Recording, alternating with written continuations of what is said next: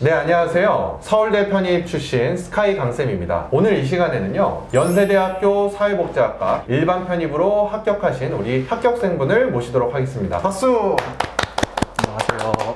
네, 오늘 그 인터뷰에 좀 응해주셔서 정말 좀 감사드리다는 말씀을 좀 먼저 전하고요. 제가 듣기로 편입을 준비할 때 군대에서 좀 준비를 하셨다고 얘기를 들었는데, 군대에서 어떻게 편입을 준비를 하게 됐고, 필답고사 관련된 부분도 어떻게 좀 준비를 했는지 간단하게 좀 말씀드릴게요. 저는 2021년 2월부터 편입을 준비를 하기 시작했는데요. 그때 당시에는 제가 군대 상병으로 어느 정도 또 업무가 손에 있고 여가 시간을 확보를 할 수 있는 자리에 있어가지고 그때부터 이제 본격적으로 이제 편입을 준비를 했던 것 같아요. 사실 업무 시간에는 업무에만 집중을 해야 되기 때문에 주로 이제 자율 시간, 개인 정비 시간을 이용을 해서 필답공사 공부를 준비를 했고요. 필답고사는 연세합사님 수업을 통해서 이제 2월부터 선생님이 그때 처음으로 이제 온라인 강의를 론칭을 하셨는데 군대에서도 연세합사님의 그 온라인 수업을 수강을 하면서 그렇게 공부를 했던 것 같아요. 연세대 같은 경우는 공인업 성적도 냈어야 되는데 네네. 공인업 점수가 몇 점이었죠? 저는 사실 그렇게 높지는 않은데 네네. 저희가 사회복지학과가 기준이 800점인데 네. 저는 850점 받았습니다. 그러면 군대에서 토익 공부는 좀 어떻게 하셨어요?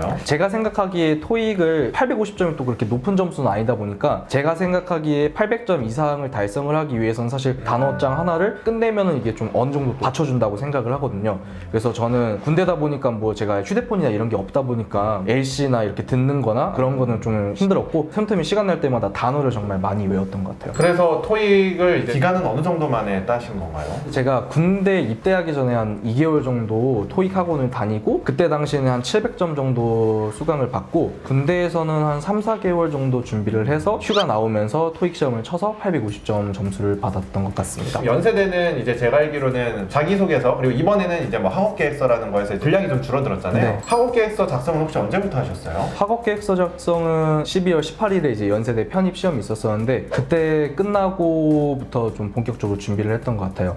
그 이유가 제가 사실 이전 전적대학교가 미디어 관련 학부고 네. 연대나 고대나 모두 이번에 미디어 일반 편입을 뽑지 않았었거든요. 네. 원서 접수하기 그 전까지도 학과 고민을 많이 했었던 것 같아요. 그래서 자소서 준비하는 시간은 좀 더 뒤로 미뤄졌던 것 같습니다. 어떻게 보면은 미디어여서 생각지 않았던 사회복지 전공으로 하긴 했지만 그 학과 선택에 있어서 혹시 좀 본인이 고려했던 요소가 있나요? 미디어 학과였긴 했었지만 학부 1, 2학년 때 제가 봉사단체에서 봉사를 많이 했었고 비영리 단체에서도 제가 주요 요직을 맡아서 대학생 위원장 같은 역할을 했었거든요. 그러니까 사회복지에 대한 이론적인 개념은 없더라도 그런 실무적인 그런 자신감은 좀 있었던 것 같아요. 그래서 1차 필답고사를 합격을 하게 되면은 2차 서류로 넘어갔을 때 학부 1, 2학년 동안 쌓아놨던 이런 봉사 관련 스펙들이 도움이 될 것 같다라고 생각을 해서 사회복지학과를 선택을 했던 것 같습니다. 그러면은 그렇게 실무에서 쌓았던 뭐 봉사나 위원장 경력도 나중에 추가 증빙 서류 이런 것도 다 제출하신 거예요? 네, 맞습니다. 그러면은 추가 증빙 서류는 최대한 몇 개까지 제출을 그때 하셨는지 기억이 나시나요? 저는 10개를 다 채워서 10개를 다 채워서? 네, 위원장 활동이라던가 여러 가지 대외 활동 관련이 전체 이제 10개 중에 한 4개 정도를 이렇게 했었고 제가 이제 학과를 좀 늦게 정하다 보니까 시험이 끝나고 나서 사회복지 관련된 스펙 같은 거 예를 네. 들어서 온라인 뭐 세미나를 듣는다거나 아니면 뭐 온라인 수업을 듣는다거나 네. 해서 사회복지 관련된 이론 내용을 좀 수강을 했었었는데 그거 관련된 교육 이수증 한 2장 정도 내고 나머지는 추가적으로 데이터 관련된 교육도 수강을 한 이력이 있어서 네. 그거 4장 정도에서 첨부를 해서 이렇게 10장을 채웠습니다. 네, 아무래도 10장 자체를 다 사회복지로 해서 낼 수도 있지만 네. 학부는 사회복지에 대한 전공도 중요하지만 기본적인 기초 소양들 그런 밸런스를 좀 잘 맞춰서 준비를 좀 하신 것 같다라는 좀 생각이 듭니다. 그러면은 일단 이제 사회복지로 들어오셨고 개인적인 장래 목표 혹시 있다면 어떤 게 좀 있으신지?